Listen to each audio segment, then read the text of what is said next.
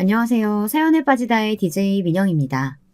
오늘도 사연이 재밌으셨다면 구독과 좋아요 버튼 꼭 눌러주시고요. 그럼 오늘의 사연 함께 만나볼게요. 안녕하세요. 저는 30대 여자입니다. 저는 아주 행복한 신혼생활을 즐기고 있는 결혼 1년차 새댁이에요. 몇 년 전만 해도 저는 결혼 생활이 전혀 없는 비혼이었어요. 결혼 생각이 아예 없었거든요. 제 주변에 결혼해서 행복하게 사는 사람이라고는 본 적이 없다 보니 자연스레 결혼에 대한 부정적인 생각만 가지고 있었습니다. 그런 제 마음을 바뀌게 도와준 사람이 바로 지금의 남편입니다. 남편은 지금까지 살면서 제가 만난 사람 중에 제일 착한 사람이에요. 남편은 저보다 5살이 많아요. 처음 만난 건 제가 조경 인테리어 관련 일을 하다 보니 나무를 사러 농장에 갔다가 만났어요. 당시 남편이 나무 농장에서 일하고 있었거든요. 남편을 처음 보았을 때 저는 너무 신기했습니다. 40이 다 된 남자가 얼굴에 주름도 하나 없이 해맑은 얼굴로 자신이 키운 나무에 대해서 신이 나서 설명해 주는데 너무 귀여웠거든요. 듣기만 해도 자신이 키운 나무에 대한 애정이 느껴졌어요. 일 때문에 화원에 갈 일이 많아 자주 만났는데 보면 볼수록 나이에 비해 사람이 순진한 것 같더라고요. 사회에 나와서 그렇게 순진하고 순수해 보이는 사람은 정말 오랜만에 만난 거라 관심이 갔습니다. 저에게는 그런 면이 좋게 보였거든요. 한 번은 나무를 사러 온 까다로운 손님들 앞에서 우왕좌왕하며 당황한 모습을 보는데 답답하면서도 안쓰러웠습니다. 그럴 때마다 신경이 쓰여 한두 번 도와주다 보니 그만 부부까지 되고 말았네요. 남편은 흔히 말하는 법 없이도 살 사람이에요. 남편 이야기를 하자면 밤새 이야기를 해도 모자랄 정도로 일화가 많습니다. 대략 몇 가지만 이야기 드리자면 남편은 결혼 전까지만 해도 근무하던 농장에서 일주일에 반은 먹고 자고 했어요. 농장이 워낙 규모가 커서 밤에도 보안이랑 관리해야 할 사람이 필요하다는 핑계로 농장 주인이 농장 옆에 작은 컨테이너를 만들어 거기서 남편을 지내게 했습니다. 남편은 어머니와 함께 사는 집이 있는데도 집에 안 가고 굳이 농장에 남아 안 해도 될 일까지 했어요. 농장에서 새벽부터 저녁까지 근무하고도 밤에도 일이 생기면 농장에서 밤을 꼴딱 새기도 했습니다. 그럴 때마다 저는 답답해서 남편에게 잔소리를 쏟아냈어요. 누가 보면 자기가 농장 주인인 줄 알겠어. 얼마 되지도 않는 월급 받으면서 뭘 그렇게까지 열심히 해. 돈도 중요하지만 난 농장 일이 좋아. 내가 다 하나같이 자식처럼 키운 애들인데 아픈 거 뻔히 알면서 근무 시간 아니라고 버려둘 수는 없잖아. 남편은 답답할 정도로 착해서 가끔 제 속을 뒤집어 놓고는 했습니다. 하지만 정말 성실한 사람이에요. 그런 면에 반해서 제가 헤어나오지를 못하고 있습니다. 그런데 어디 세상 사람들이 다 저 같나요? 다들 자기보다 강한 사람한테는 약하고 약한 사람한테는 강한 게 인간이잖아요. 남편은 모두에게 친절했지만 세상 사람들은 그런 남편을 친절하게 대하지 않았어요. 순수하고 착한 남편을 언제나 만만하게 생각하는 사람들이 주변에 수두룩했죠. 그 사실을 처음 알게 된 건 저와 남편이 결혼 준비를 하던 중이었어요. 신혼집을 구하러 다니고 있었는데 그 사실을 알게 된 농장 주인이 남편에게 말도 안 되는 소리를 했다더군요. 결혼하고도 야간에 일 생기면 나와야 하는 거 알지? 일주일에 두세 번은 밤에 나와서 보안 점검도 해야 되고. 처음 근무할 때 원래 밤 근무까지는 하기로 한 게 아니었잖아요. 다니다 보니까 제가 일이 재밌어서 며칠씩 도와드린 건데 추가 수당 받는 것도 아니고 의무적으로 하라고 하시면 안 되죠. 총각 시절이었으면 남편은 분명 거절을 못했을 거예요. 그래도 결혼하고 저와 살게 된 게 좋기는 했는지 남편도 웬일로 농장 주인에게 속에 있는 소리를 했더군요. 추가 수당 같은 소리 하고 있네. 너 우리 가게 컨테이너에서 매일 먹고 자고 했잖아. 오히려 내가 월세를 더 받아야지. 사람 심보라는 게 참 그래요. 처음 남편이 퇴근 안 하고 농장에 남아 나무들을 돌봤을 때는 고맙다고 너 같은 직원이 어디 있냐고 추켜 세우더니만 몇 년이 지나 그 일이 당연해지니 고마운 줄 모르는 거죠. 저는 남편에게 차라리 농장을 그만두는 건 어떠느냐고 물었어요. 하루도 빠짐없이 열심히 일하는 남편이 왜 그런 취급을 당하면서까지 그 농장에 있어야 하는지 이해가 되지 않았거든요. 제 말에도 남편은 끝까지 화원을 그만두지 않겠다고 했습니다. 화원에 있는 나무에 자기 손때가 다 묻어있는데 그만두고 싶지 않대요. 할 수 있는 데까지는 끝까지 해보겠다고 했습니다. 저는 저까지 남편에게 세상 물정을 너무 모른다, 답답하다, 이런 식의 부정적인 이야기는 하고 싶지 않았어요. 저는 남편이 하고 싶은 대로 하도록 두었습니다. 저라도 남편을 믿어주고 싶었어요. 그런데 얼마 뒤 남편에게 일이 생겼습니다. 남편은 농장 주인에게 제대로 뒤통수를 맞았어요. 어느 날 집에서 자고 있는데 누군가 초인종을 눌렀습니다. 남편과 저는 둘 다 깨서 함께 현관에 나갔는데 글쎄 경찰이 집에 왔더라고요. 저희는 너무 놀라 무슨 일로 왔냐고 경찰에게 물었죠. 그러자 경찰이 하는 말이 어이가 없었어요. 남편더러 절도 혐의로 함께 서까지 가야 한다고 하더군요. 알고 보니 그날 밤 농장 경보장치가 울려 경찰이 출동했고 비싼 특수목들이 몇 그루나 사라졌대요. 이미 손님에게 팔린 나무라 배달하려고 포장까지 예쁘게 해놨는데 그대로 사라져 버렸답니다. 남편은 당연히 본인이 훔치지 않았다고 부인했죠. 저도 말도 안 되는 소리 하지 말라고 경찰을 쏘아붙였습니다. 퇴근하고 집에 와서 내내 저와 함께 있었는데 농장에 있는 나무를 어떻게 훔치겠어요. 그런데 경찰 말이 경찰에 신고한 농장 주인이 범인을 남편이라고 지목했답니다. 농장 CCTV에 범인이 전혀 찍히지 않은 게 바로 남편이 범인이라는 증거라면서요. 우리 농장에 CCTV가 몇십 대예요. 그 많은 게 일일이 어디 있는지 아는 사람은 나랑 제 둘뿐이에요. 그 많은 거 다 피해 다니면서 카메라에 안 찍혔다는 건 저놈이 범인이라는 거죠. 농장 주인 한마디에 남편은 경찰서에 끌려가 몇 시간 동안 조사를 받았어요. 당연히 증거도 혐의도 없으니 금방 나오기는 했지만 몇 년을 함께 일한 농장 주인에게 의심을 받았다는 것 자체가 남편에게는 상처가 됐습니다. 남편은 며칠 동안 잘 먹지도 못하고 출근도 못하겠다고 하더군요. 며칠 뒤 나무를 훔쳐간 범인이 잡혔어요. 알고 보니 작정하고 농장의 고가 나무들만 훔치고 다니는 전문적인 절도범들이더라고요. 같은 피해를 당할 농장이 많아서 그 지역에서 수사 중에 잡혔더라고요. 범인이 잡혔으니 마음이 한결 가벼웠지만 문제는 따로 있었습니다. 범인이 밝혀지고 나서도 농장 주인은 제대로 사과 한마디가 없었어요. 오히려 남편 탓을 하며 큰 소리를 쳤습니다. 그러게 밤에 한 번씩 나와서 보안 좀 신경 쓰라고 그렇게 말을 했는데 신혼이라고 신나가지고 일은 다 팽개치고 해볼 줄 하더니만 도둑놈이 들만하지. 사장님, 제가 같이 일한 세월이 있어서 지금까지 꾹 참고 있었는데 애꿎은 사람을 마음대로 의심하고 도둑그룹까지 물었으면 사과부터 하셔야죠. 사과는커녕 지금 도둑 든 게 제 탓이라는 거예요? 내가 너한테 사과를 왜 해? 쓸데없는 소리 하지 말고 빨리 들어가서 일이나 해. 진작 알고야 있었지만 농장 주인은 정말 뻔뻔했습니다. 아무리 그래도 함께 일한 세월이 있는데 실수를 했으면 의심해서 미안했다고 말 한마디 하면 되는 걸 그걸 안 하고 버티더군요. 그 전까지는 일이 아무리 힘들고 농장 주인이 구박해도 남편은 단 한 번도 농장을 그만둔다는 소리를 한 적이 없어요. 그런데 이번 일은 많이 힘들기는 했는지 웬일로 먼저 일을 그만두겠다고 하더라고요. 그런 모습을 옆에서 지켜보는 것만으로도 저는 속상했습니다. 많은 유부 선배님들이 보시기에는 어떠세요? 여러분께서 제 상황이라면 그 농장에 계속 다니라고 할 수 있겠어요? 저는 도저히 못하겠더군요.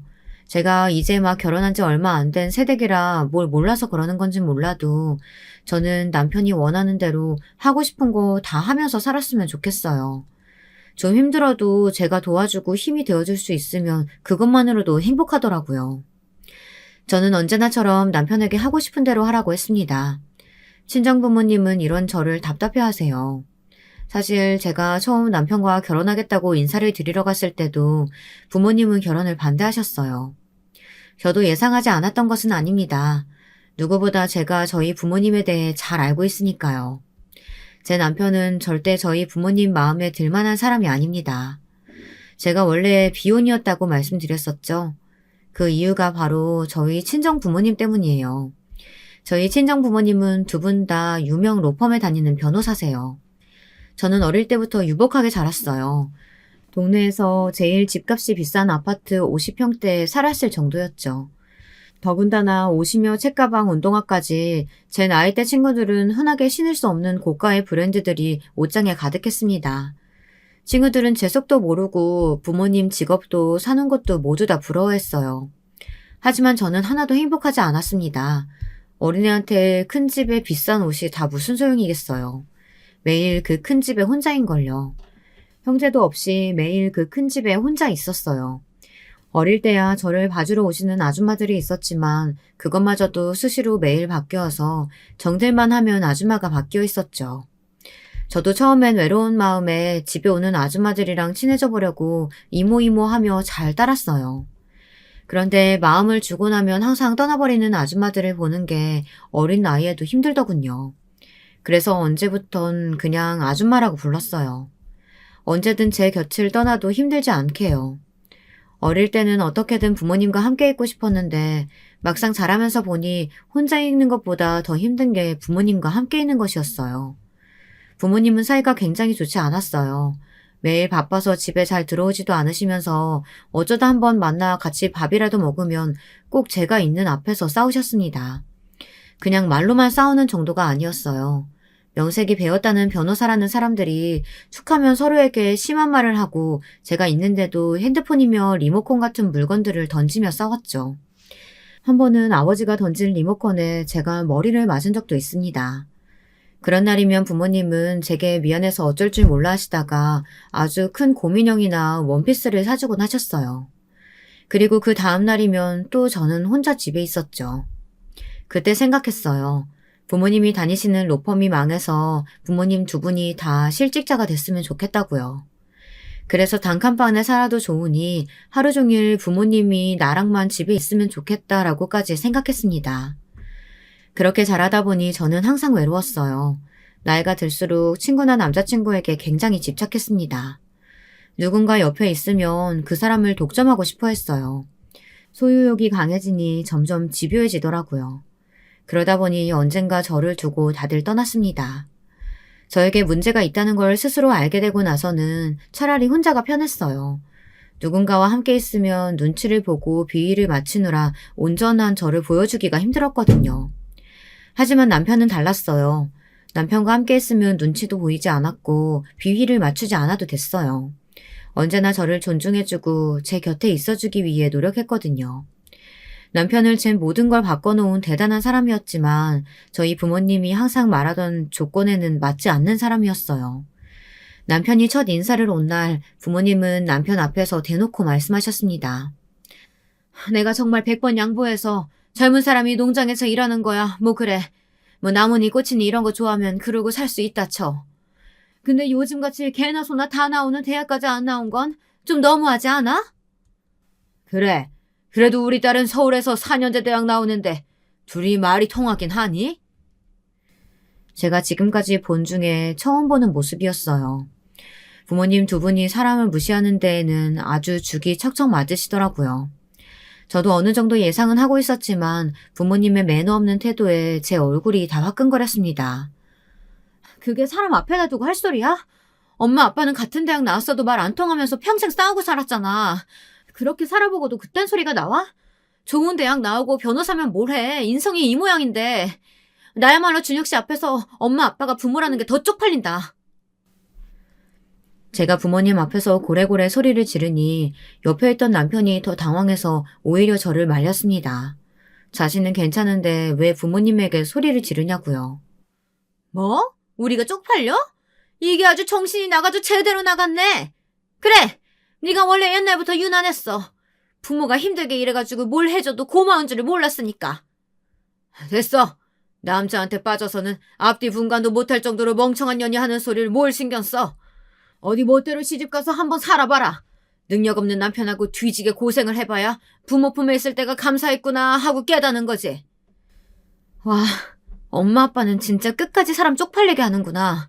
정말 같은 핏줄인데도 정이 뚝뚝 떨어진다 떨어져. 알았어. 이제 각자 알아서 살자. 부모님은 제가 당신들의 성에 차지 않는 사윗감을 데려왔다는 사실에 실망하고는 아예 저까지 버렸습니다. 그래도 부모라고 결혼식장에 오시기야 했지만 결혼식 준비할 때부터 일절 신경도 쓰지 않았어요. 저는 너무 홀가분했습니다. 어린 시절부터 돈만 많이 주면 부모 노릇 다 했다고 생각하는 부모에게서 평생 벗어나고 싶었거든요. 저야말로 세상 물정 모르고 철딱선이 없다고 손가락질 받을 수도 있지만 저는 좀 가난하고 힘들어도 항상 서로가 서로에게 힘이 되어주는 그런 가족을 꿈꿨거든요. 당시에는 부모님에게 벗어나 이 세상에서 유일한 제 편인 남편과 새로운 가정을 만들겠다는 생각밖에 없었어요. 그 생각은 지금도 변함없어요. 저는 매 순간 남편의 편이 되어줘야겠다 다짐하곤 하거든요. 남편도 저와 비슷한 사람이에요. 가족이 있어도 외롭고 가여운 사람이죠. 남편과 결혼하려고 처음 시댁에 인사를 갔을 때 저는 바로 느꼈습니다. 제가 왜 남편에게 끌렸는지를요. 남편도 저만큼이나 가족들 사이에서 애정을 받지 못한 사람이라는 걸 단번에 알았습니다. 남편이 결혼한다고 여자를 데리고 왔는데 저를 보자마자 시어머니도 아주버님도 코웃음을 치더군요. 대학도 나오고 직업도 번듯한 아가씨가 우리 준혁이랑 결혼한다고? 도대체 왜? 혹시 얘 좀 순진하다고 딴 생각하고 접근한 거면 애초에 포기하고 집어쳐요. 우리 집에 개뿔도 없으니까. 저는 순간 어안이 벙벙할 정도로 당황했습니다. 그리고 이 집안에서 남편의 위치와 대우가 어땠는지 바로 알겠더군요. 그때 생각했어요. 남편과 결혼해서 보란듯 사이좋게 잘 살아야겠다고 말이죠. 저희 시댁도 저희 친정만큼이나 여러 면에서 대단해요. 남편이 농장을 그만뒀다는 소리를 듣자마자 시아주버님과 시어머니가 불이 나게 집에 쫓아오셨더군요. 이제 막 결혼한 아내인 저도 남편이 일을 그만둔다는 소리를 듣고 가만히 있는데 오히려 시댁 식구들이 남편에게 난리를 쳤어요. 으이구, 이번에 몇 년 진득한 일 좀 해서 사람 구실 좀 하고 사나 했더니만 그걸 또 못 참고 일을 그만뒀어? 아주버님, 이 일도 그만두고 싶어서 그만둔 게 아니에요. 그 농장 주인이 문제가 있는 사람이라니까요. 처음 들은 소리도 아니었지만 저는 들을 때마다 놀라웠습니다. 사실 아주버님은 항상 제 남편에게 저런 식으로 이야기해요. 사람을 어딘가 부족한 사람처럼 취급하며 무시했습니다. 재수씨, 그 농장 주인이 가진 화원이랑 농장 다 하면 땅값이 얼만 줄 알아요? 그 동네에서 그 주인이 제일 가는 땅 부자인데 문제 있는 사람이어도 참고 어떻게든 붙어 있어야죠. 준혁이 저 자식이 어디 가서 일할 수 있는 제대로 된 스펙이나 경력이 있는 것도 아닌데. 형, 나도 웬만하면 계속 다니려고 했어. 근데 사장님이 나를 졸도범으로 신고를 했더라니까. 내가 농장일에 화원일까지 얼마나 신경을 많이 썼는데 사람을 못 믿고 자꾸 의심하니까 도저히 다닐 수가 없더라. 절도범 아닌 걸로 판명 났잖아. 그럼 된 거지. 굳이 일까지 그만둘 이유가 뭐가 있어? 네가 일해서 멍청하다는 거야. 직장 생활이 다 힘들고 고된 게 당연한 거지. 나는 뭐 편하게 놀고 먹으면서도 먹이고 키운 줄 알아? 하나밖에 없는 형이라는 사람이 항상 말을 저 따위로 하니 남편이 어디 가서 기나 제대로 펴고 다니겠어요. 더군다나 시어머니도 항상 아주버니 편만 드셨어요. 으이구 답답하. 네 형이 기껏 여기저기 알아봐서 넣어준 회사인데 그것도 못 버티고 나와? 우리 장남 화내지 마. 내가 준혁이 잘 타일러서 다시 나가라고 할게. 그러니까 장남은 걱정하지 말고 얼른 밥이나 먹어. 국 식겠다. 옆에서 듣는 것만으로도 스트레스 지수가 폭발할 정도로 올라갔습니다. 여기까지만 들으셔도 대충 저희 시댁 분위기가 어떤지 아시겠죠? 저희 시어머니는 아들이 둘인데도 매일 우리 장남 하시면서 큰아들만 예뻐하세요. 시아버지가 남편 고등학교 때 지병으로 돌아가시고 나서부터 장남인 아주버님께서 집안의 가장으로 시어머니와 저희 남편을 챙겼나 보더라고요. 아무리 그래도 그렇지 시아주버님이 남편한테 하는 소리를 들으면 보통 형이 동생한테 하는 잔소리로만 들리지는 않았어요. 그냥 자기 멋대로 판단하고 구박하는 거로밖에 보이지 않았습니다. 결혼할 때부터 그런 아주버님과 시어머니 사이에서 신데렐라처럼 혼나기만 하는 남편이 가여워 저는 가만히 보고만 있을 수가 없었어요. 어머님, 다신 가길 거길 왜 가요? 준혁 씨 당분간 쉬면서 다시 좋은 일자리 찾아볼 거니까 어머님이랑 아주버님은 걱정하지 마세요. 저희 일은 저희가 알아서 할게요. 재수 씨가 준혁이 죄를 아직 몰라서 그래요. 제가 순하고 맹한 것 같아도 얼마나 게으르고 고집이 센데요. 두고 봐요. 저러다가 집에 아주 눌러 앉을 거라니까요. 몇 년을 힘들게 일만 한 사람이 믿었던 사장한테 뒤통수를 맞았어요. 상처받은 사람이 좀 쉬고 싶다는데 몇 년 푹 좀 쉬면 어때요? 저는 상관없으니까 간섭 좀 하지 마세요. 저는 단호하게 이야기를 하고 남편과 시댁을 나와버렸습니다.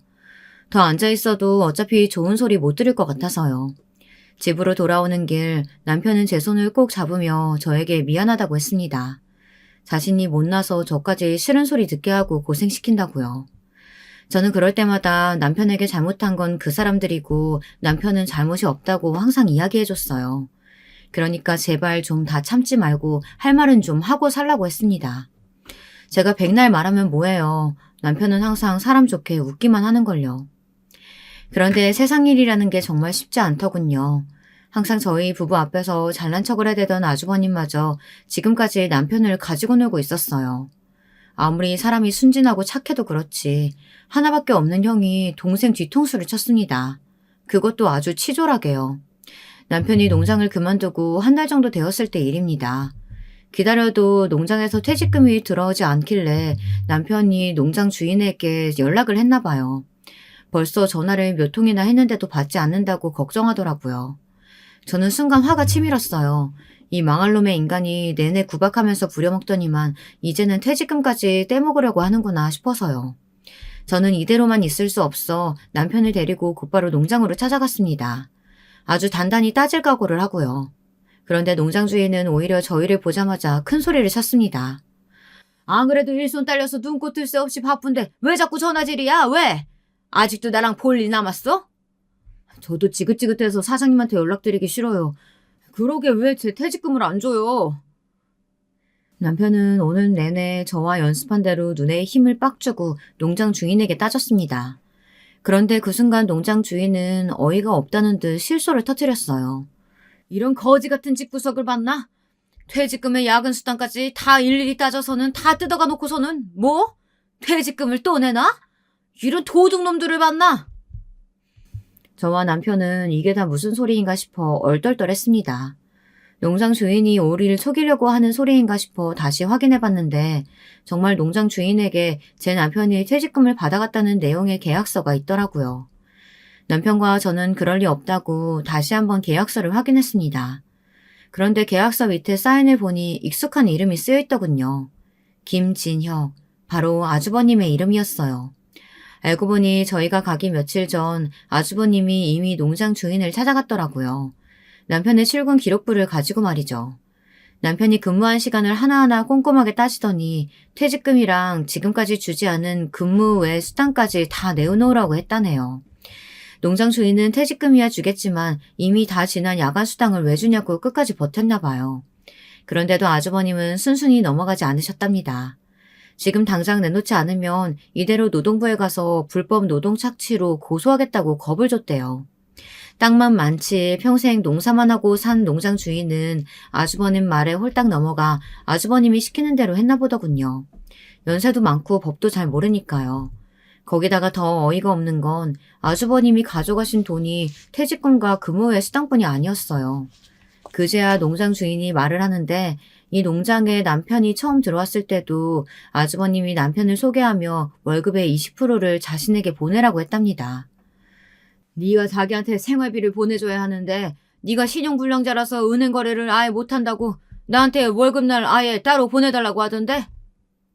그 순간 남편의 불끈진 주먹이 세차게 흔들리는 모습을 제가 똑똑히 봤습니다. 남편도 제 앞에서는 표현하지 않았지만 많이 놀란 것 같더라고요.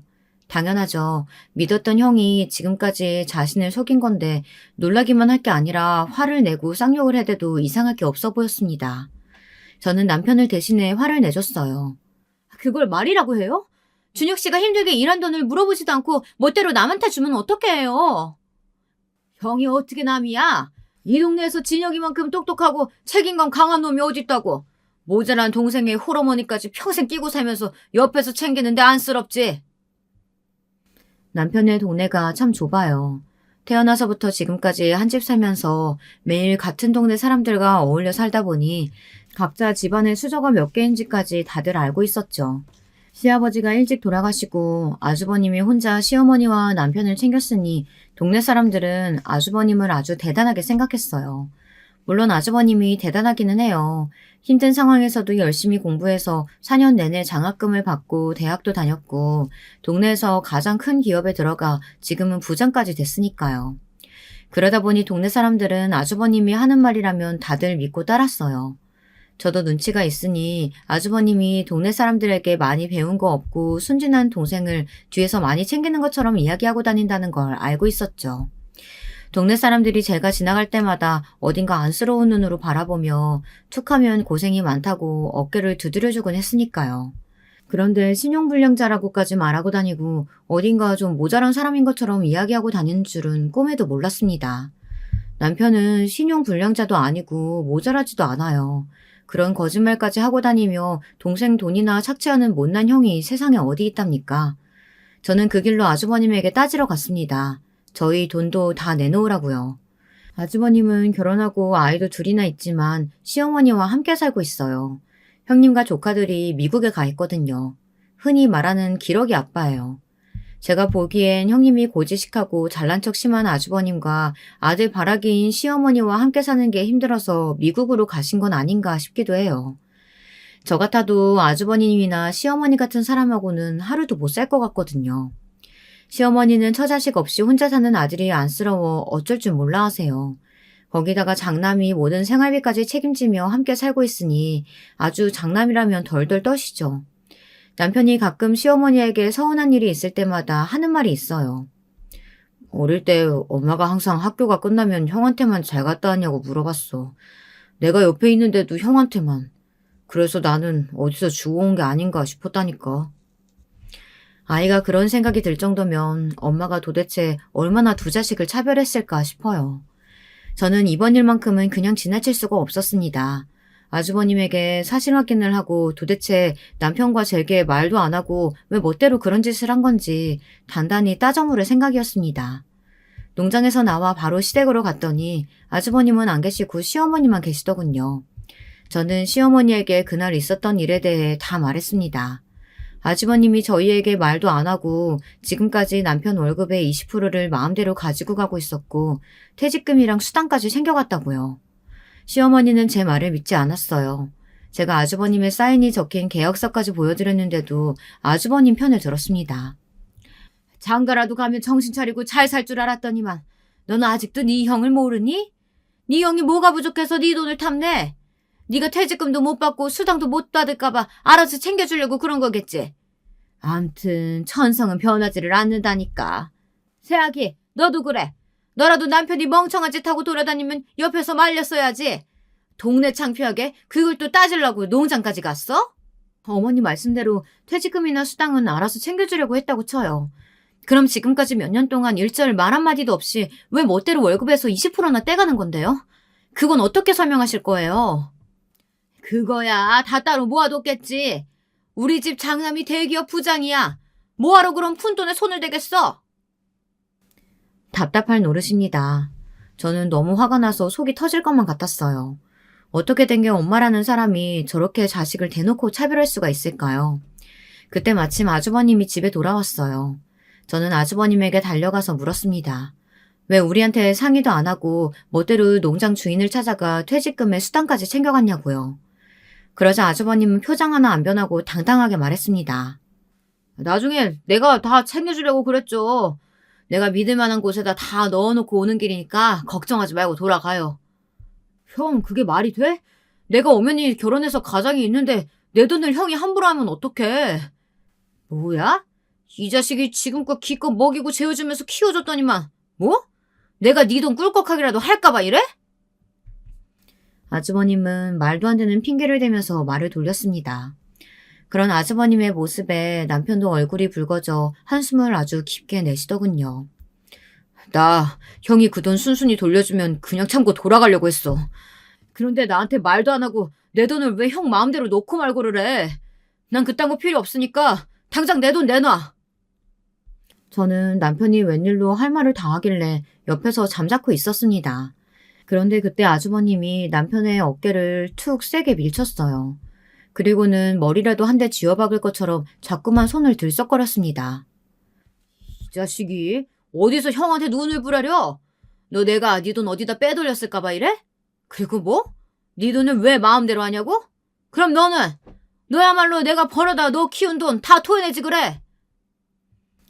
아주버님의 말에 남편은 금세 또 주눅이 들었습니다. 분명 아주버님 말이 맞는다고 생각할 게 뻔해요. 남편은 시아버지가 돌아가신 이후 줄곧 형에게 신세를 졌다고 생각하니까요. 저는 이대로 두면 안 될 것 같아서 제가 나섰습니다. 아주버님, 준혁 씨도 이제 어른이에요. 결혼까지 했다고요.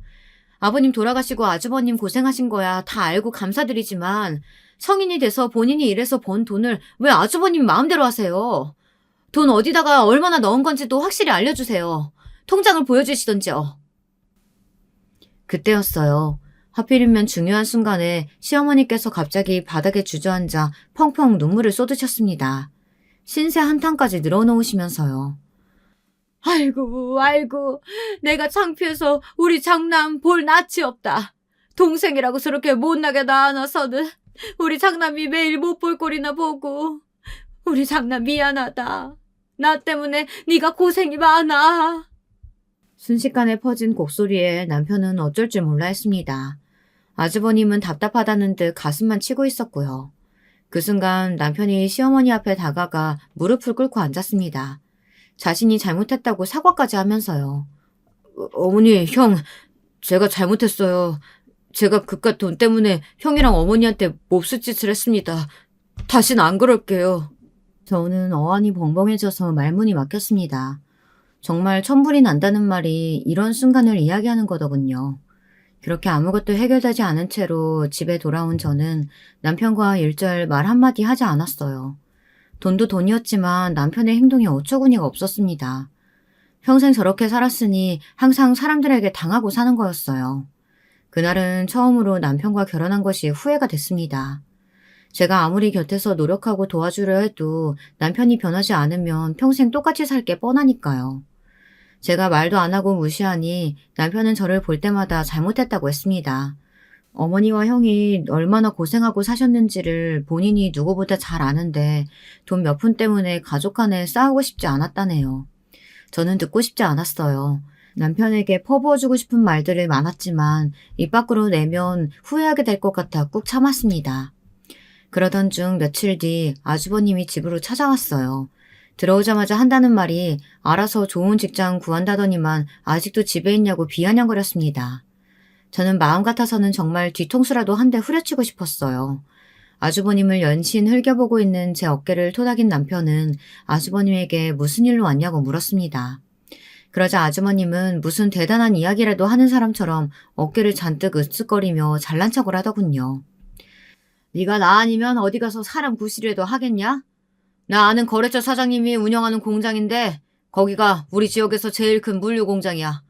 월급도 농장보다 2배나 많이 주고 다음 주에 면접 잡아놨으니까 깔끔하게 입고 가서 면접 봐. 아주버님은 남편에게 일자리를 소개했어요. 듣기만 해도 어떤 곳인지 아는 공장이라 잠깐 솔깃하기야 했지만 저는 남편에게 가지 말라고 했습니다. 아주버님 속을 어떻게 알고 또 소개하는 대로 가. 이번엔 30% 아니 50%도 뜯어가면 어떡하려고. 그리고 당신 공장 일은 한 번도 안 해봤잖아. 꽃이랑 나무가 좋다며. 그냥 다른 농장이나 화원 구하는 대로 그냥 그쪽으로 가. 이제는 제발 아주머님 품에서 벗어나라고. 저는 며칠 동안 답답했던 심경을 꾹꾹 누르며 남편에게 울부짖었어요. 제 말에 남편은 한숨을 푹푹 내쉬더니 제 말대로 하겠다고 했어요. 자신도 공장 일은 자신 없고 좋아하는 일을 하고 싶다고요. 그런데 사람 일이라는 건 참 변수의 연속입니다. 저희 부부에게도 선물이 찾아왔어요. 아이가 생겼습니다. 임신 사실을 알았을 때 남편과 저는 밤새 부둥켜 안고 울었어요. 너무 행복해서요. 그런데 한편으로는 걱정거리가 있었어요. 제 일이 사무실에 가만히 앉아있는 일도 아니고 밤낮으로 바빠요. 야근도 많고요. 거기다가 남편도 아직 직장이 없는 상태로 일을 구하고 있는 중이잖아요. 사는 집도 전세라 내년엔 전세금도 올려줘야 할 텐데 걱정이 이만저만이 아니었습니다. 고민 끝에 남편은 아주버님이 소개한 공장에 출근하기로 했습니다. 저는 남편에게 조금 더 생각해보자고 했지만 남편은 단호했어요. 지금까지 한 번도 본 적 없는 모습이었습니다. 우리 아이도 생겼는데 가장이 집에서 놀고 있으면 안 되지. 나 여보랑 우리 아기 생각해서 열심히 일할 거야. 그러니까 당신 아무 걱정하지 말고 우리 아기만 신경 써. 저는 어떻게든 남편이 좋아하는 일을 하게 해주고 싶었는데 일이 그렇게 쉽게 풀리지 않더군요. 제 임신 사실을 알게 된 남편은 농장이나 화원보다 훨씬 더 월급을 많이 주는 공장으로 가겠다고 했어요. 저는 혹시나 또 아주버님에게 남편이 이용당하는 건 아닌가 싶어 걱정됐어요. 제 앞에서 남편은 항상 괜찮다고 하지만 사람들에게 받은 상처가 얼마나 힘든지 저도 잘 아니까요. 그래서 마음이 쓰였습니다. 제 걱정이 무색할 정도로 남편은 금방 공장에 적응했어요. 얼마나 성실한지 항상 같은 시간에 출근해 같은 시간에 집에 돌아오곤 했습니다.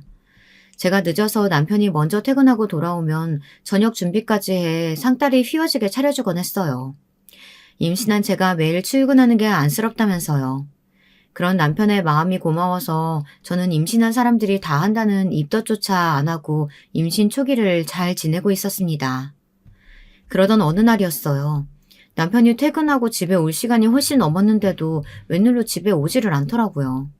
저는 그 성실한 사람이 오늘은 웬일인가 조금 더 기다려보기로 했습니다. 무슨 일이 있으면 바로 연락을 했을 테니까요. 그런데 1시간이 훌쩍 넘었는데도 남편은 연락이 없이 집에 오지 않았어요. 거기다가 핸드폰을 계속 연락해도 받지를 않더라고요. 여러 번 전화를 걸었는데도 계속 통화음만 들리고 받지를 않았어요. 저는 결국 핸드폰을 손에 쥐고 나가 동네를 뒤지고 다녔습니다. 남편이 어디 있는지도 모르는데 말이죠. 그런데 몇 시간이 지나고 나서야 남편에게 연락이 왔습니다. 놀라서 헐레벌떡 전화를 받았는데 남편이 미안하다고 사과를 하더라고요. 집 앞에 다 왔다고요. 공장 동료한테 급한 일이 생겨 도와주다 보니 전화를 받을 수가 없었대요. 저는 도대체 무슨 일이 있었던 거냐고 따져 물었습니다. 동료한테 무슨 급한 일이 있었길래 전화도 한 통 못하고 몇 시간 동안 연락이 두절될 수가 있냐고요. 그런데 남편은 말을 얼버무렸습니다. 급한 일이라 어쩔 수 없었다는 소리만 하고는 피곤하다면서 씻고 바로 잠들어 버렸어요. 지금까지 한 번도 그런 적이 없었던 사람이다 보니 저는 이상해서 더 꼬치꼬치 묻고 싶었지만 꾹 참았습니다. 맨날 생각이 났거든요. 제가 정신적으로 많이 외로웠던 시절에 친구나 남자친구에게 귀찮게 굴었어요. 어디를 가는지, 뭘 하는지, 누구를 만나는지 일거수일투족을 다 공유해주기를 바랬습니다. 말 안 해주고 귀찮아하면 더 집요하게 굴었어요. 결국은 그런 저에게 지쳐 다들 지겹다는 소리를 하며 떠나갔어요. 남편이 제 곁을 떠난다는 건 단 한 번도 상상해 본 적이 없어요. 상상하고 싶지도 않았습니다. 저는 남편에게 도대체 무슨 일이 있었던 건지 궁금해 미쳐버릴 노릇이었지만 참았어요. 남편은 절대 거짓말을 하거나 허튼 짓을 할 사람이 아니니까요. 그런데 그날 이후부터 그런 일이 잦았습니다. 잦아도 너무 잦았어요. 새벽에 출근하는데도 밤 12시 전에 집에 들어온 적이 없어요. 거기다가 더 이상한 건 연락도 잘 되지 않았다는 겁니다. 제가 전화를 해도 잘 안 받고 문자를 해도 한참 있다가 바쁘다는 메시지 덜렁 하나 왔어요. 저는 불안했습니다. 직장을 옮기고 나서 남편이 확실히 많이 달라졌거든요. 집에 와서도 피곤하다며 저와 얼굴도 잘 마주치지 않으려 했고 회사에서 있었던 일도 거의 얘기하질 않았어요. 제가 뭘 좀 묻기라도 하면 괜찮다고 일이 많아서 좀 힘들어서 그런 거라고만 하더라고요. 거기다가 제일 이상했던 건 갑자기 남편 핸드폰에 비밀번호가 걸렸다는 거예요. 제가 사실 좀 불안해서 남편이 잘 때 핸드폰을 훔쳐보려고 했거든요. 그런데 어느 날부턴가 비밀번호가 걸려 있더라고요. 그러니 더 불안했습니다. 이 남자가 혹시 딴짓을 하는 게 아닌가 싶어서요. 저는 확인이 필요했습니다. 남편이 저를 속이거나 숨기는 게 있는 것이 아니라 단순히 정말 새로운 일에 적응하느라 힘들어서 그런 거라는 확인이요. 저는 남편 몰래 회사로 찾아갔습니다. 매일 퇴근 시간이 지나서도 일이 많다며 집에 오질 않으니 불안해서 딴 데로 새지 않고 공장에서 일하는 모습만 확인하고 집에 와야지 싶었어요. 그런데 공장 안의 상황을 보고 저는 경악을 금치 못했습니다. 보자마자 눈물이 쏟아져서 도저히 서 있기도 힘들었어요. 야, 머리통이 아무리 모자라도 그렇지 멍청한 놈이 이깟 일도 거지같이 해? 내가 너 들어온 이후로 아주 짜증나서 잠이 안 와. 찰싹. 저는 제 두 눈으로 직접 보고도 믿을 수가 없었습니다. 그 상사라는 놈이 남편의 뺨을 갈겼어요. 더 화가 났던 건 남편의 태도였어요. 자기 뺨을 맞았는데도 전혀 흔들림조차 없었어요. 마치 매일 겪었던 일처럼요. 원래 너처럼 답답하고 모자란 놈들은 말로 하면 못 알아들어. 그럴 땐 한 대씩 패줘야 정신을 차리지. 그만! 당신 지금 뭐 하는 거야? 남편을 한 대 더 때리려고 손을 올리는 인간 앞에 제가 막아섰습니다. 제 등장에 거지 같은 상사놈뿐 아니라 남편도 놀라 제 앞을 가로막더군요. 제게 여기에 왜 왔냐고 소리치면서요. 당신이야말로 이렇게 개 같은 인간한테 왜 맞고 있는데. 이봐, 당신이 뭔데 내 남편을 때려? 당신 깡패야? 조폭이야? 아이씨구, 남편은 바보 멍청이 새끼인데 마누라는 앞뒤 구분도 못하는 쌈딱이네? 뭐? 쌈딱? 이 무식한 공돌이 새끼야. 너 내가 누군지 알아? 우리 아버지가 부장검사야. 너 내가 가만 안 둘 거야. 지금 당장 내 남편한테 사과해. 저도 모르게 너무 화가 나니 아무 말이나 막 뱉게 되더군요. 여러분은 이해하시죠? 남편이 맞는 꼴을 봤는데 아내가 어떻게 가만히 있을 수가 있겠어요. 저희 아버지가 부장검사는 아니지만 변호사인 어머니 아버지 친구 중에 검사, 판사 다 있어요. 부모님과도 왕래를 안 하고 지내기야 하지만 그래도 엄연히 하나밖에 없는 사이가 맞았는데 가만히 계시지는 않겠죠. 일말의 기대를 가지고 저는 마구 퍼부었습니다. 뭐 사과? 부장검사 같은 소리 하고 있네. 에이, 뻥치지 마. 부장검사 사이가 왜 이딴 공장에서 일을 해? 그래, 못 믿겠어? 좋아, 사과 안 하면 며칠 뒤에 당신 앞으로 소쩍 날아갈 거야. 어디 한번 직장 내 괴롭힘으로 신고당한 상사로 평생 이 좁은 동네에서 살아봐. 남편이 말리지 않았다면 저는 그 망할 놈의 공돌이 새끼에게 달려들어 머리털을 다 뽑아버릴 작정이었어요. 남편은 흥분한 저를 데리고 공장을 나왔습니다. 저는 진정이 되질 않았어요. 도저히 속이 풀리지 않아 저는 아주버님에게 곧바로 전화에 따졌습니다. 아주버님 때문에 남편이 아주 못 볼 꼴을 당했다고요. 지금까지는 남편이 참아서 저도 넘겼지만 더는 못 참아요. 소개를 해줘도 어떻게 저딴 데를 소개할 수가 있어요? 준혁 씨가 어떤 대우 받으면서 다녔는 줄 알아요?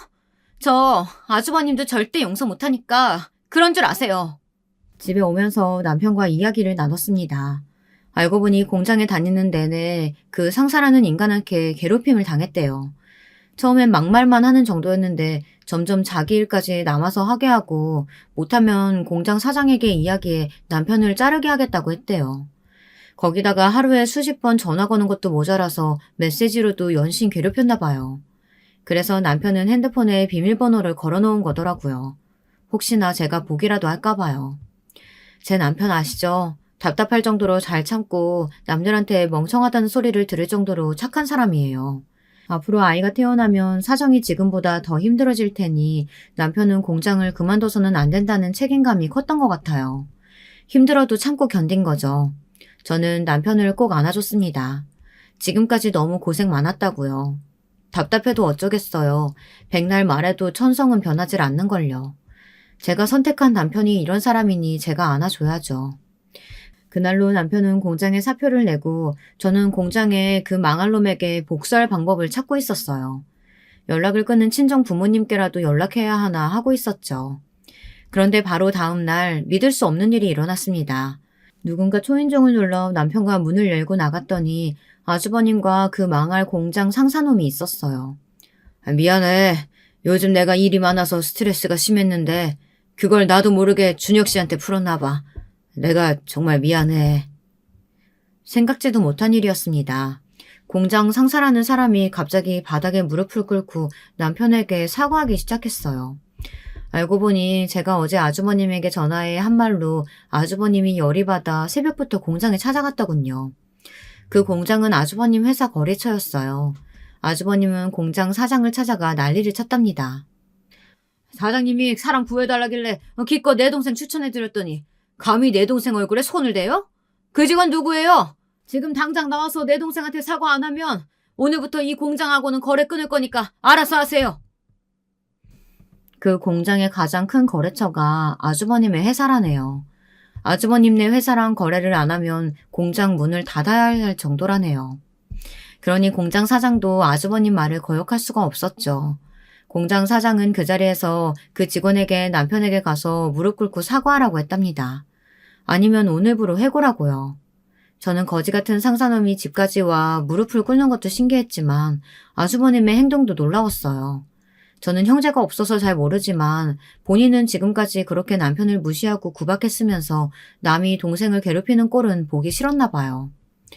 우리 재수씨 친정이 검사, 판사, 변호사 없는 게 없는 집안이야. 당신 잘못 걸렸어. 이번 일로 우리가 콩밥 씨게 먹게 해줄 테니까 아주 각오해. 아이고, 제가 경솔했습니다. 정말 잘못했어요. 평생 사죄하는 마음으로 살 테니까 제발 용서해 주세요. 그 일로 아주버님은 많은 생각을 한 것 같아요. 공장 상사가 돌아간 이후 아주버님은 잠시 우물쭈물 하시더니 남편과 저에게 사과했습니다. 사실은 미국에 있는 형님이랑 아주버님이 이혼을 했대요. 그게 벌써 몇 년 전이랍니다. 아주버님은 이혼하고 싶지 않아 연락도 안 받고 버티고 있었는데 소용없었답니다.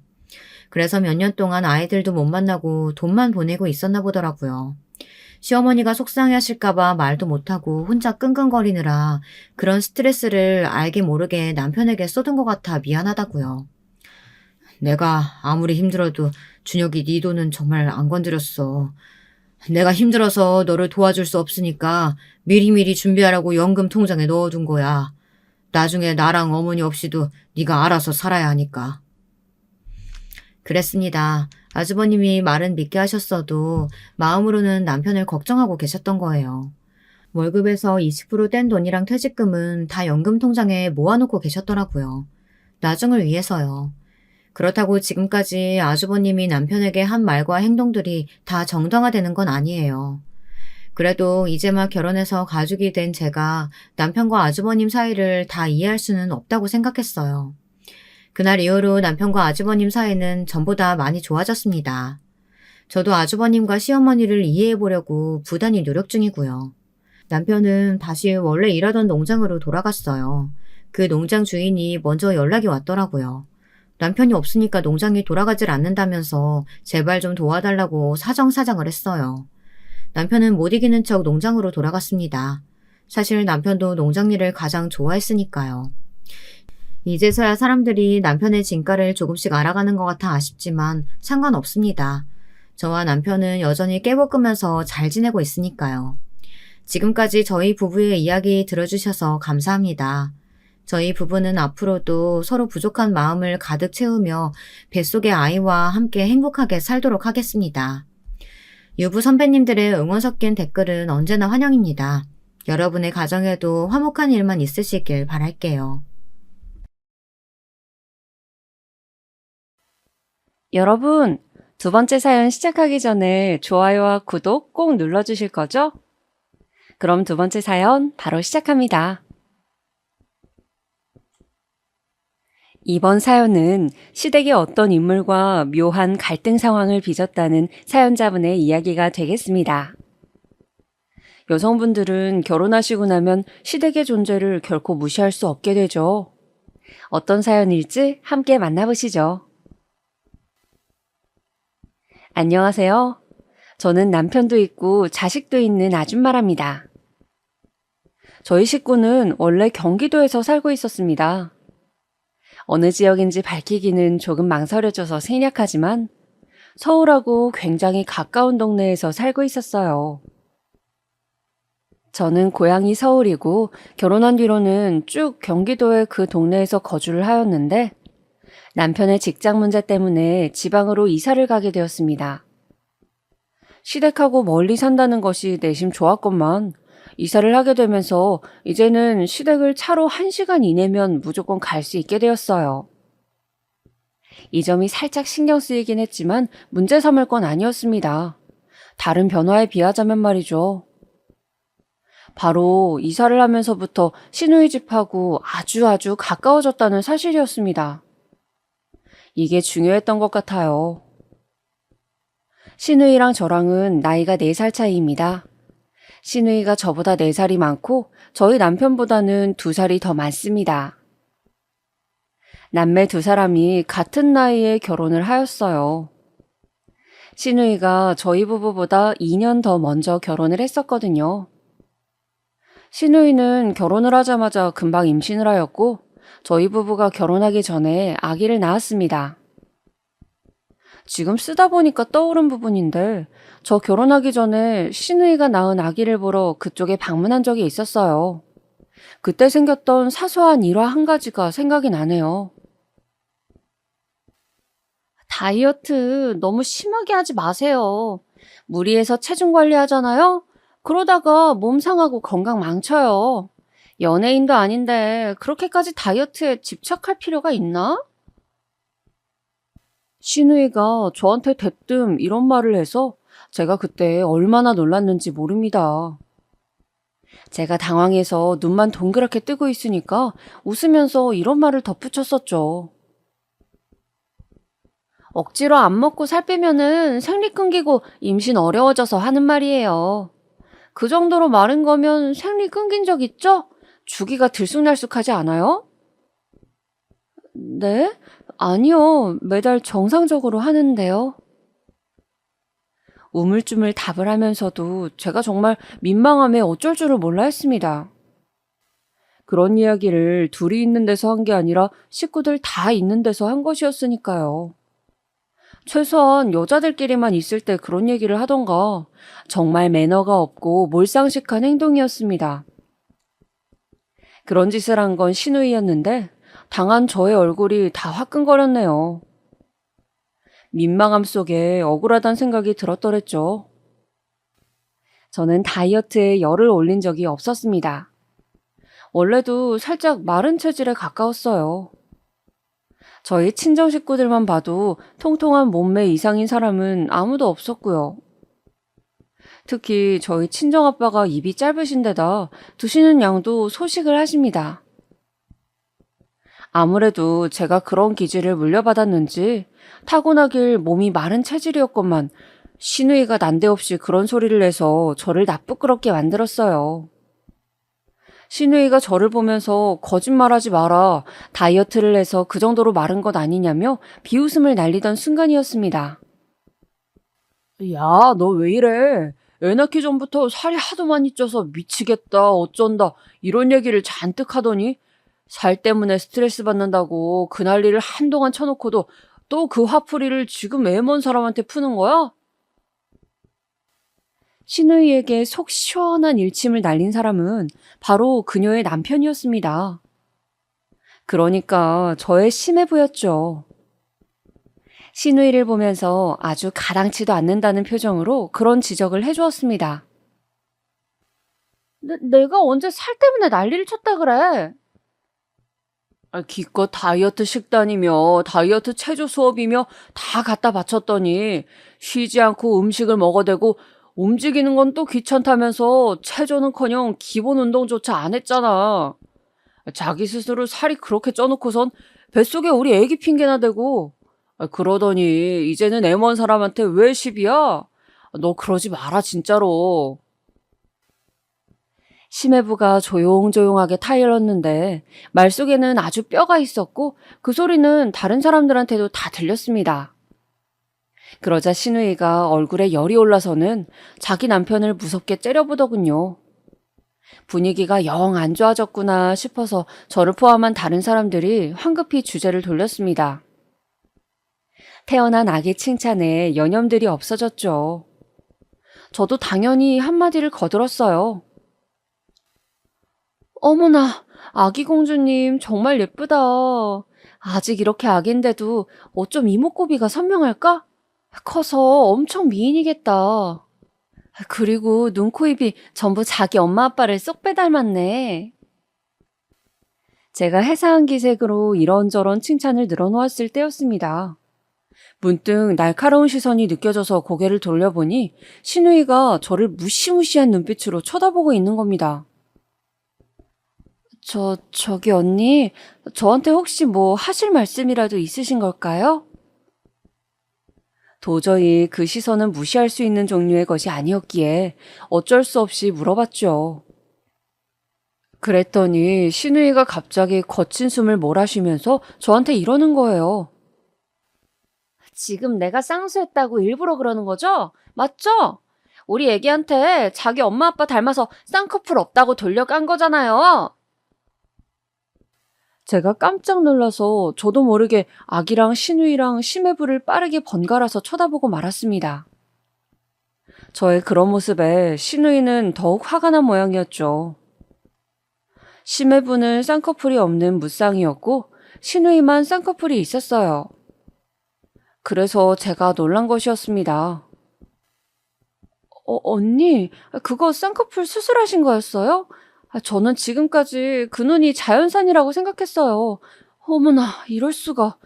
수술이 엄청 자연스럽게 되셨네요. 연예인들보다 결과가 좋으신 것 같은데요? 왜냐하면 저희 남편은 쌍꺼풀이 있었거든요. 그러니까 신우이의 쌍꺼풀도 자연산이겠거니 했었어요. 참고로 시부모님은 시아버지는 쌍꺼풀이 없는 무쌍, 시어머니는 쌍꺼풀이 진하게 있는 눈이었습니다. 그래서 신우이랑 남편이 둘 다 외탁을 해서 쌍꺼풀이 있다고만 생각을 해왔어요. 하지만 아니었고 신우이는 더욱 난리를 쳐댔습니다. 저거 말하는 것 좀 봐. 아주 만만치가 않은 고단수네. 왜 사람을 은근하게 놀려먹어요? 그러고 나면 기분이 좋아지나 보죠? 침대 위에 앉은 채로 저한테 삿대질까지 날리는 신우이를 보고 모두가 경악했습니다. 다른 사람들은 모두 놀라서 신우이를 가만히 타일러 댔고 제 옆에서 남편은 표정이 가라앉았어요.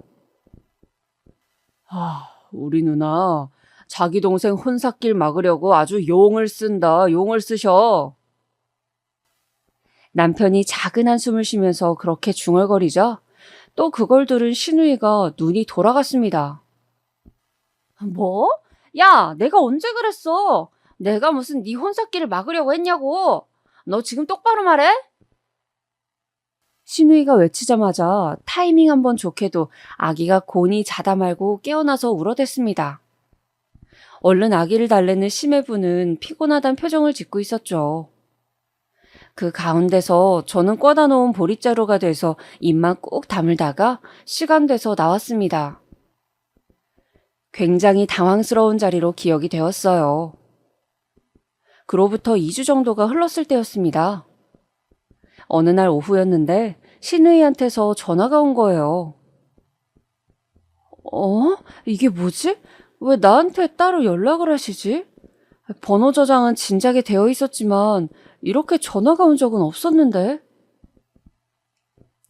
저는 궁금증 반 두려움 반 이런 심정으로 조심스레 전화를 받아보았습니다.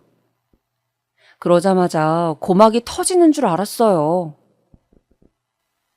야, 내가 너 때문에 부부싸움도 했어.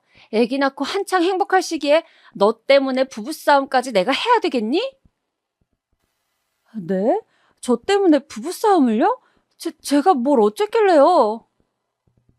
네가 그날 사람을 아주 살살 약 올려댔잖아.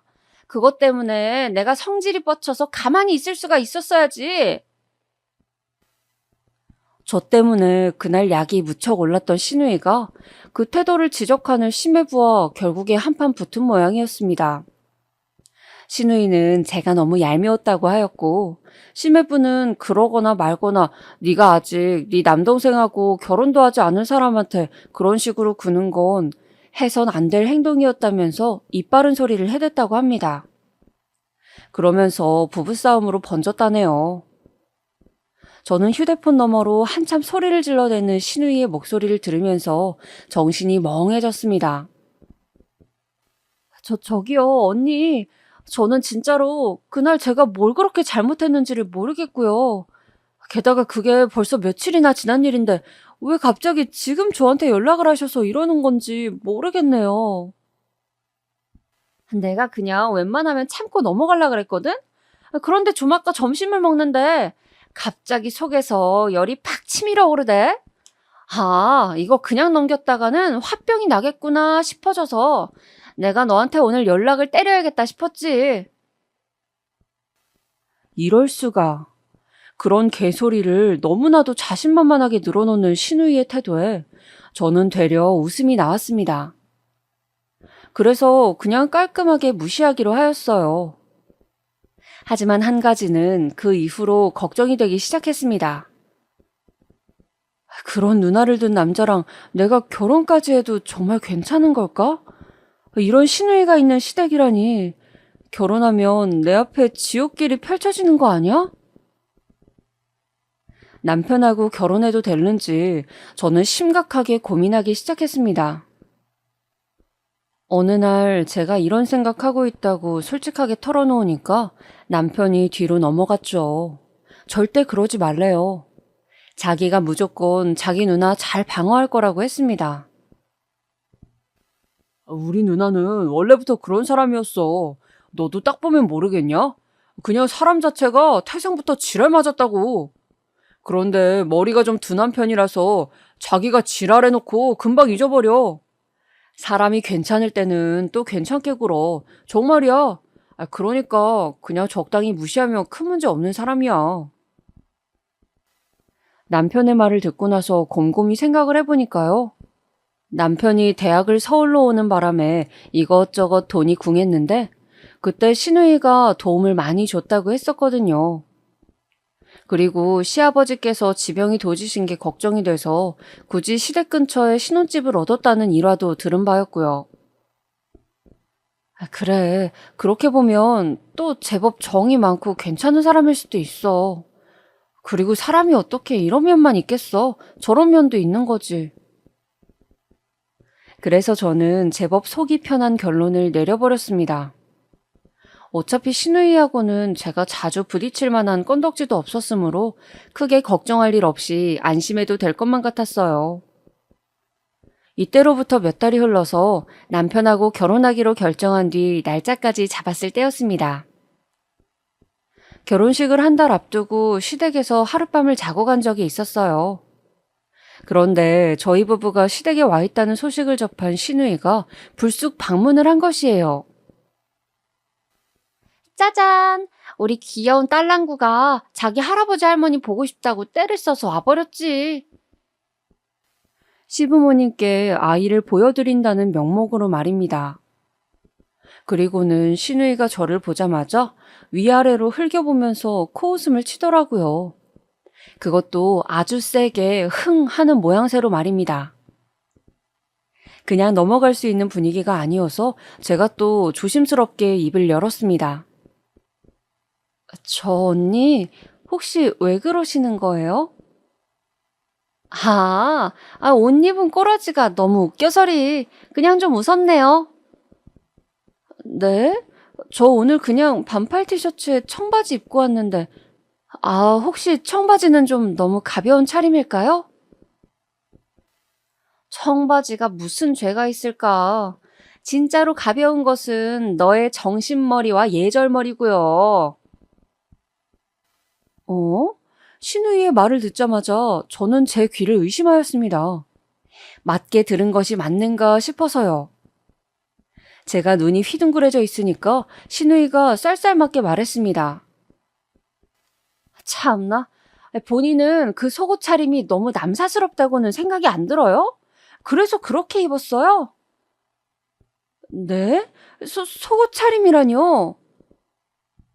아휴, 하얀색 티셔츠를 입었으면 안에 속옷도 신경 써야 하는 건 당연한 거 아닌가?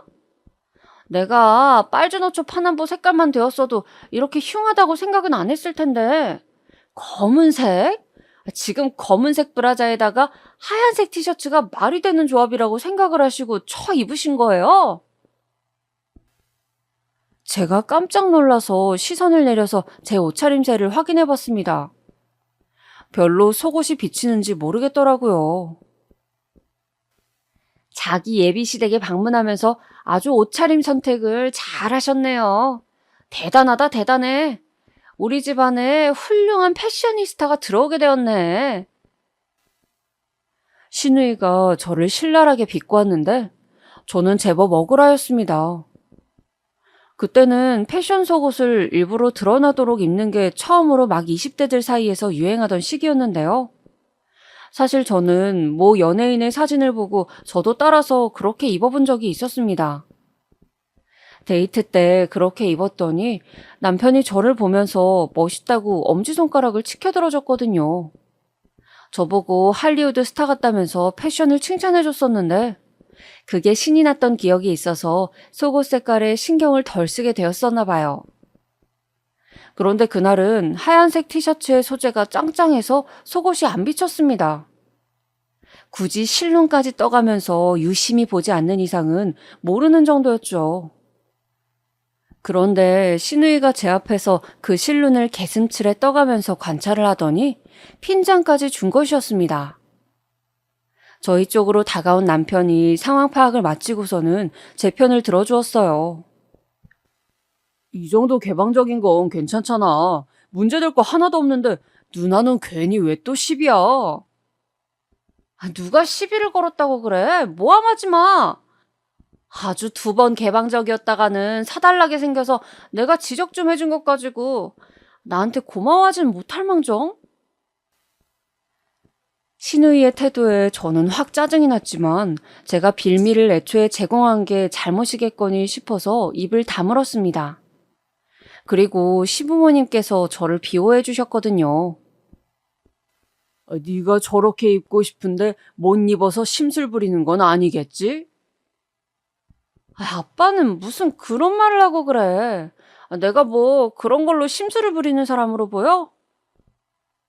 내가 아는 딸은 그러고도 남는데. 시아버지께서 넌지시 신우이에게 그런 말씀을 건네셨을 때 저는 그냥 눈치만 살피면서 가만히 있었습니다. 여기서 말을 얹거나 잘못 웃었다간 큰일 나겠다는 판단 정도는 저도 섰거든요. 그때 시어머니께서 저에게 오시더니 아주 작은 목소리로 쟤는 신경 쓸 것 없어. 그냥 두면 된단다. 이렇게 속삭여 주셨습니다. 그래서 신우이가 저에게 어떻게 굴고 뭐라고 하든 상관없다는 생각이 들었어요. 시부모님이랑 남편이 굳건히 있었으니까요. 아무튼 나랑은 별로 안 맞는 것 같네. 결혼하고 나서 최대한 안 부딪히게 살아야겠어. 그렇게 다짐을 한 후 바야흐로 저희 부부의 결혼식 날이었습니다. 신우이는 자기 아이를 데리고 왔습니다. 그 어린 아이를 데리고 오다뇨. 웬만하면 진짜 아이는 데려오지 말라고 남편이 거듭 당부를 했었거든요. 시부모님께서도 그러셨다고 하고요. 그럼에도 기어이 데리고 왔더라고요. 분명히 맡기려면 어디 맡길 자기 시댁 식구들이 있었을 텐데 부득불 데리고 온 것까진 그렇다 치고 넘어가겠는데 신우이가 연한 분홍색의 원피스를 입고 왔어요. 내가 이 옷 입으려고 한 달 동안 죽음의 다이어트를 한 건 아니겠어? 신우이가 그렇게 말을 했다는 후문을 전해 듣고 제가 얼마나 기가 막혔는지 모릅니다. 누가 장례식 참석하는 것처럼 무조건 검은색 옷으로 통일하라고 한 것도 아니었어요. 하지만 어느 정도 어두운 계열의 옷을 입어주는 건 하객들이 갖추는 기본 매너이자 상식이잖아요.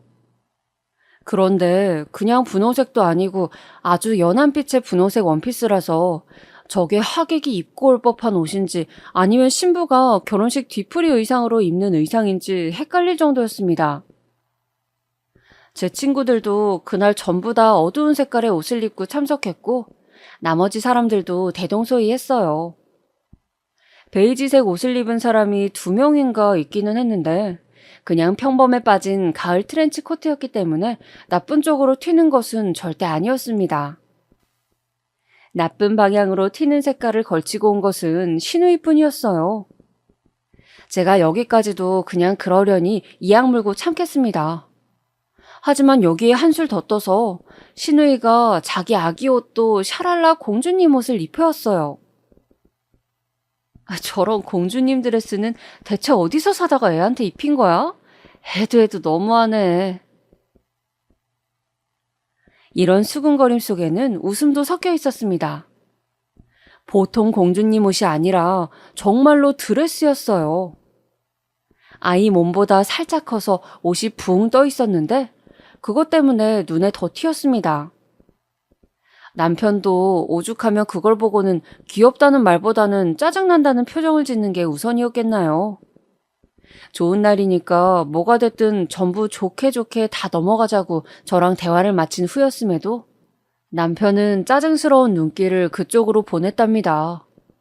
왜냐고요? 아이가 자꾸만 울었거든요. 아무리 예쁜 자기 조카라도 자기 결혼식 당일에 식장에서 미친 듯이 울어젖히면 짜증이 날 수밖에요. 아기라고 불러도 될 어린아이가 시끄럽게 우는 소리 때문에 하객들의 시선은 자꾸 그쪽으로 집중되었고, 그곳에는 연한 분홍색 원피스 차림의 시누이와 전신이 레이스로 도배된 공주님 드레스 차림의 아이가 있었으니 다들 한동안 시선을 그쪽에 고정하더군요. 우리 딸내미가 크고 나면 이런 멋진 결혼식장에 공주님 옷을 입고 참석했다는 걸 보여주려고 하지. 남는 게 사진이라잖아. 당최 왜 그렇게 입고 나왔냐고 물었더니 시누이는 자기 딸한테 나중에 사진으로 보여주고 싶어서 그랬다고 했습니다. 공주님 드레스와 세트로 분위기를 맞추려다 보니까 자기도 화사한 연분홍색 원피스를 입는 수밖에 없었대요. 어이가 없었죠. 남편은 애가 크면 어차피 이때 일을 기억도 못하는데 사진만 보여줘서 뭘 하냐며 화를 냈습니다. 그러자 시누이는 절대 그렇지 않고 애들도 다 어렸을 때 일들 기억한다면서 맞섰죠. 하지만 시누이가 틀렸습니다. 나중에 남편이 시조카한테 몇 번이고 물어봤었거든요. 저희 부부 결혼식에 왔던 거 기억하냐고요. 시조카가 황당해 하더라고요. 전혀 기억이 안 나고 사진을 봐도 떠오르는 기억의 조각조차 없대요. 그리고 사진마다 자기가 졸고 있거나 울고 있는데 우스꽝스러운 드레스 차림인 것도 싫어서 자기는 저희 결혼식 때 찍힌 사진은 싫다고 했습니다. 결혼식 때 가족 친지 전부 모여서 찍은 사진에서도 시누이의 옷이 얼마나 튀던지. 포토샵에 능숙한 제 친구가 시누이의 옷 색깔을 어둡게 조정해줘서 보관은 그걸로 해놨네요. 아휴, 진짜 화가 나 죽겠지만 어차피 먼 데 살아서 큰 가족 행사가 있을 때나 명절 연휴 때 아니면 볼 일도 없을 거고, 지금 내가 화를 내봤자 제 살 깎아먹기지 뭐. 결혼했으니까 어느 정도 수능을 하고 먼 데 사는 것에 감사하면서 살자. 저는 그런 사실을 바탕으로 위안을 삼았던 것입니다. 아니, 그런데 세월이 그리 오래 흐르지도 않았건만 단 몇 년 만에 제가 시누이가 사는 그 지역으로 내려가게 될 줄은 몰랐던 것이죠. 1년에 5번 보는 것도 만만치 않게 느껴지는 상대였는데 앞으로는 더욱 자주 대면하게 될 생각을 하니까 식은땀이 흘렀습니다. 에라이, 뭐 어쩌라고. 상황이 이렇게 돼버린 걸 내가 바꿀 수 있는 것도 아니잖아. 그리고 나도 예전에 그때의 내가 아니야. 저는 결혼하고 나서 번듯하게 표현을 해보자면 사업을 시작했습니다. 제가 아이 낳고 나서 몸조리 끝내자마자 카페 차리는 걸 구상했었거든요. 남편이랑 친정 식구들이랑 오랜 상의를 거친 일이었고요. 집에서 멀지 않은 곳에서 카페를 운영하게 되었고 거기에서 샌드위치를 팔게 되었는데 이게 히트를 쳤습니다. 엄청나게 잘 되었다는 얘기죠. 매상의 대부분이 샌드위치 판매에서 나왔습니다. 초기 계약 기간이었던 2년을 채우고선 권리금을 받고 넘긴 다음에 작은 규모로 아예 건강도시락을 콘셉트로 가게를 차렸습니다. 매장 평수는 훨씬 더 작아졌지만 매출은 더 뛰었어요. 샌드위치뿐만 아니라 아예 밥도시락을 하면서 단가 책정을 높게 잡았는데 가격 상관없이 잘 팔리더군요. 저 스스로도 놀라웠네요. 아기자기하고 예뻐서 일단 눈으로 먼저 한번 맛을 보는 게 제가 만든 도시락의 매력이었습니다.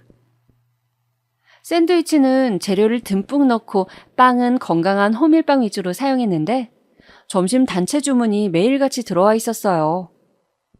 그래서 오픈하고 1년이 지났을 때부터는 아예 당일에 판매할 만큼만 선주문 예약을 받아서 운영을 했습니다. 저는 집안일도 해야 했고 아이도 봐야 했기에 욕심을 크게 안 내고 제가 능숙히 해낼 수 있는 양만 처리하기로 한 것이었어요. 그러다 보니까 받은 물량에만 충실하였고 결과물의 수준이 동일하게 나올 수 있어서 충성 단골들이 꽤 생겨났습니다. 제가 그런 장사를 하였던 사람인데 지방으로 내려와서 지내다 보니까 단 한 달 만에 속이 근질근질해지더라고요. 여기서도 한번 장사를 시작해볼까? 본격적으로 맞춤형 도시락을 해보고 싶다는 욕심은 전부터 있었는데 이런 지역의 동네에서도 수요가 있을진 모르겠지만 도전은 해보고 싶네. 고민하던 저는 남편과 상의를 시작했고 시부모님의 의견도 참고하여서 가게를 차렸습니다. 상가 내에 자그마한 규모였고요. 굳이 수익이 어떻게 날지 그런 거 생각하지 말고 네가 부리고 싶은 재주나 마음껏 부려서 도시락을 만들어봐. 남편은 저에게 부담을 갖지 말고 편하게 해보라고 그랬어요. 그 말을 듣고 용기를 낸 저는 소신껏 시판 도시락들의 정형을 따라가지 않고 저만의 메뉴들을 구상해서 도시락을 만들어냈습니다. 하지만 당찬 포부와 멋진 결과물과는 달리 처음에는 제가 그곳에서 장사를 한다는 걸 세상 사람들 아무도 모르나 싶을 정도로 아무도 오지 않았어요. 수익에 대한 걱정보다도 되게 마음이 외로워지더라고요.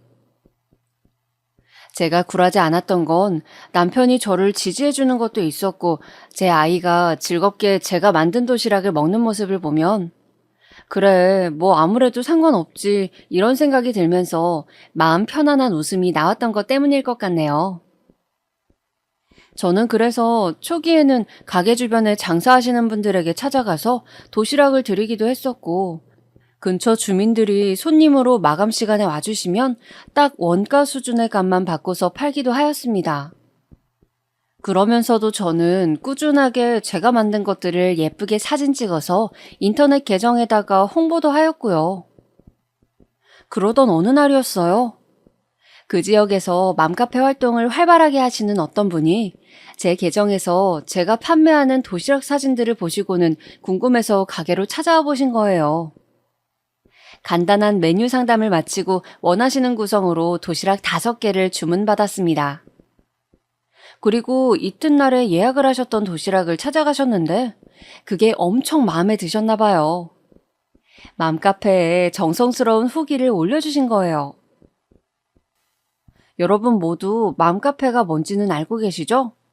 지역마다 그곳에 사는 엄마들이 활동하는 인터넷 커뮤니티인데 영향력이 막강합니다.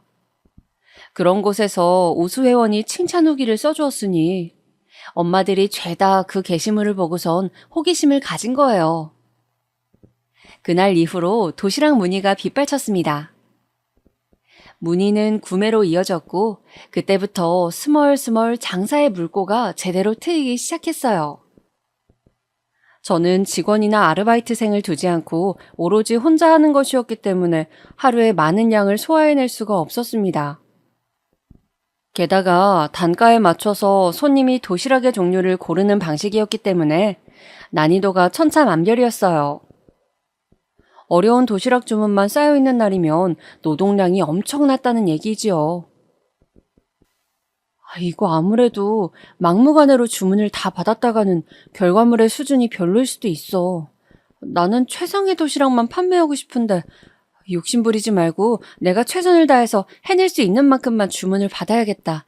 짧게 보지 말고 멀리 보자.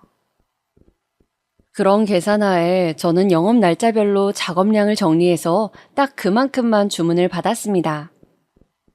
저는 순수하게 그런 이유에서였을 뿐인데 얼마 지나지 않아서부터 제 가게의 도시락이 한정판으로 소문이 나기 시작하더라고요. 미리 예약하지 않으면 구매할 수조차 없는 고급 수제 도시락으로 어느새 홍보가 되어 있었습니다. 저는 늘 주문량이 들어와 있으니까 당일에 매장에서 판매하는 양을 따로 내놓을 수가 없었던 것뿐인데 그것이 다른 의미로 바뀌어서 색다른 홍보 효과를 내고 말았더라고요. 어리둥절했지만 어쨌든 한정판이 맞기는 맞으니까 저는 부정하지 않았습니다. 그랬더니 이 한정판이라는 것에 꽂힌 엄마들이 제 가게의 수준을 높게 쳐주기 시작한 거예요. 돈이 벌리는 것보다도 저의 가게가 고급 인식으로 자리를 잡은 게 신기하였고 또 뿌듯하였습니다. 제가 연고 하나 없는 지역으로 와서 심심해할까봐 걱정이었던 남편도 그제서야 걱정을 한시름 내려놓았죠. 그리고 시댁에 모여서 밥을 먹던 날이었습니다. 저는 도시락 주문을 받던 와중에 어떤 손님이 이런 식으로 해달라고 했던 대로 만들었는데 조합이 너무 마음에 들어서 와, 이 손님은 정말 아이디어랑 센스가 좋으시다라고 여겼던 게 있었거든요. 마침 그걸 생각해놨다가 시댁에서 저녁 먹자고 모인 김에 그 메뉴를 만들어 봤습니다. 이건 반찬도 아니고 웬 주먹밥 같은 걸 상에 같이 놨대? 시누이는 제가 만든 걸 비웃는 눈치였어요. 애들이 소꿉장난하다가 만든 것처럼 생겼다면서 말이죠. 하지만 시아버지께서 일단 아주 맛있게 드셨습니다.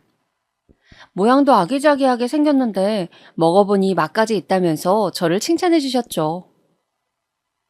그러자 표정이 미묘해진 시누이가 제가 만든 것을 먹어보더니 내심 놀란 눈치였습니다. 나한텐 가게 장사가 안 된다고 그러더니 저번에는 또 이제 그럭저럭 된다고 하더만 요즘에는 가게 사정이 좀 어때?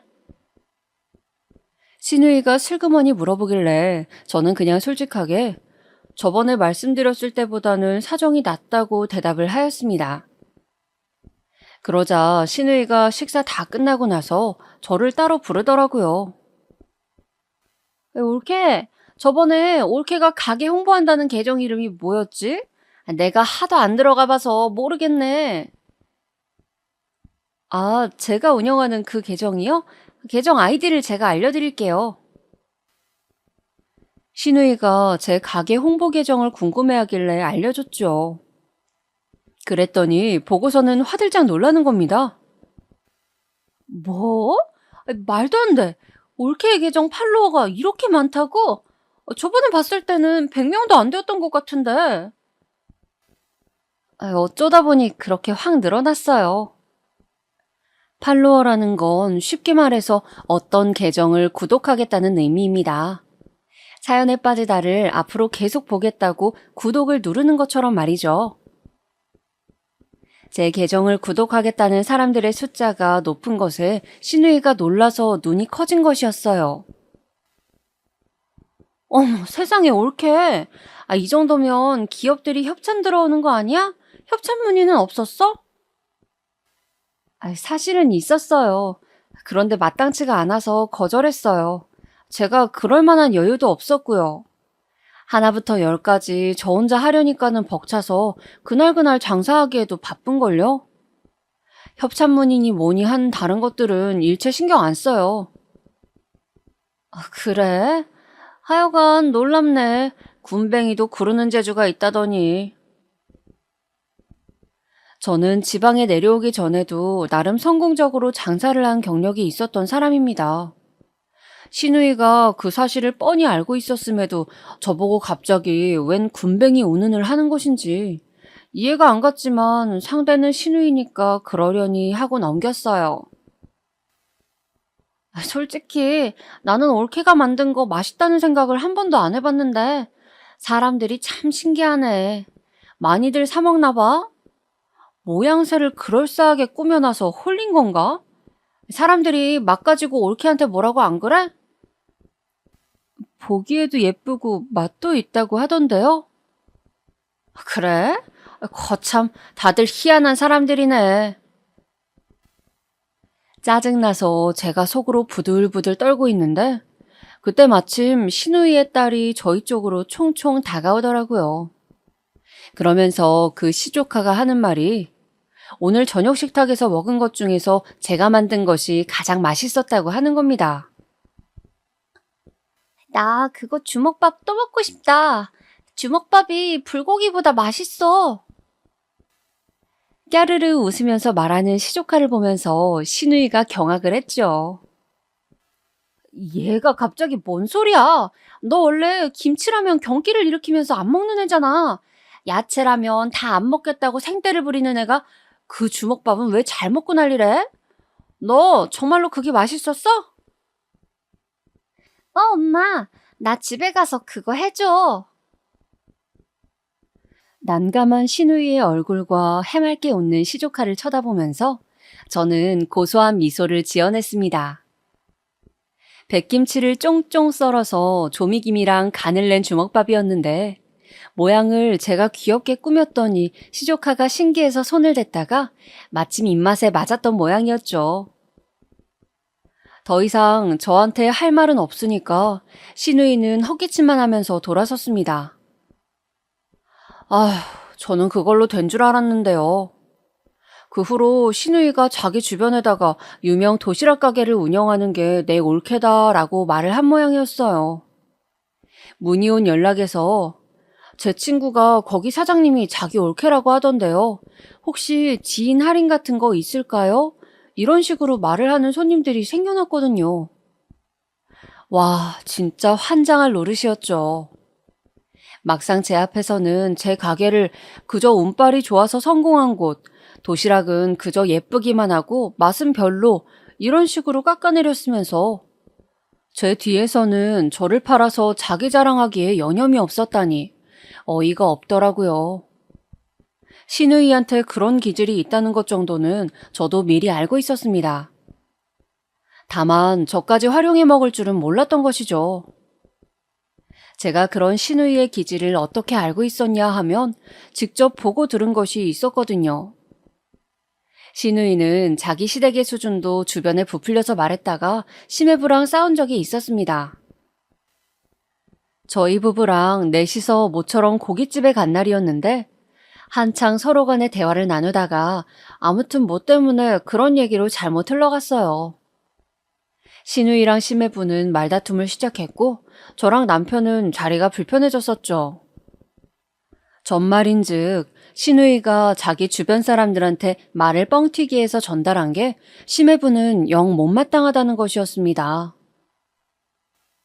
신우이는 자기 시댁에 무슨 부자가 있고 자기 친척이 뭐 국회의원 육촌이고 자기가 어디 대형교회 목사님이랑 사적으로 아는 사이라서 따로 기도를 받을 수도 있고 뭐 이런 얘기들을 자꾸 지어낸 모양이었습니다.